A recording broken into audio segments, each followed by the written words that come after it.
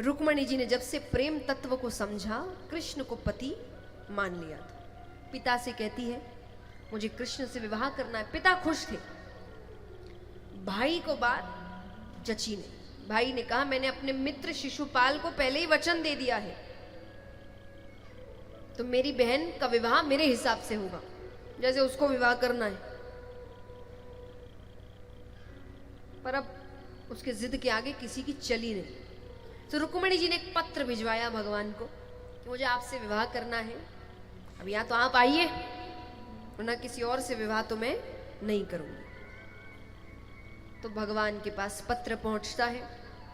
भगवान ने स्वीकृति पत्र भेजा कि आप जब गौरा मैया के पूजन के लिए आएंगी मंदिर, मैं वहां से भगा के ले जाऊंगा आपको।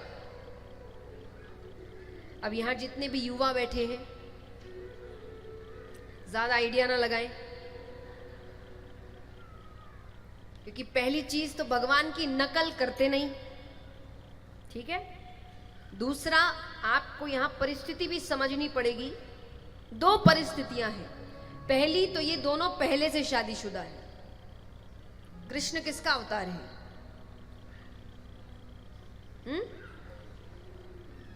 विष्णु भगवान का अवतार। रुक्मणी जी किसका अवतार है? लक्ष्मी माता। ये पहले से पति पत्नी है। ये पत्नी का वार्निंग लेटर गया है।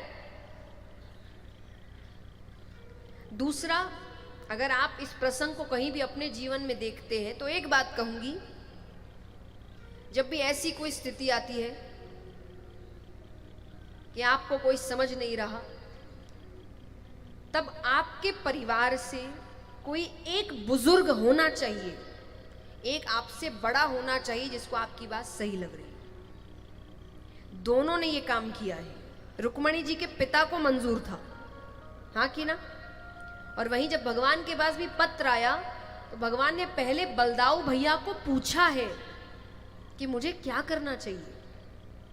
क्योंकि हमें जब प्रेम होता है ना, हमारे आंखों पर एक पट्टी बन जाती है, कुछ बुरा दिखता ही नहीं है, सब अच्छा।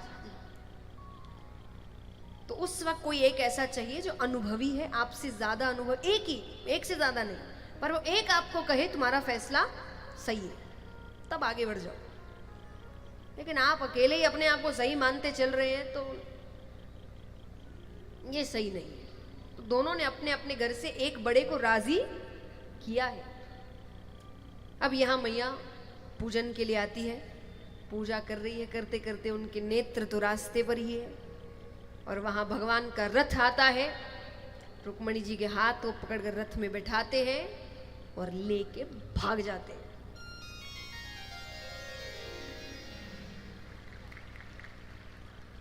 अब द्वारिका पहुंचे तो बलदाऊ भैया कहे ऐसे नहीं, अभी से भागे और शादी नहीं हुई, शादी करनी पड़ेगी।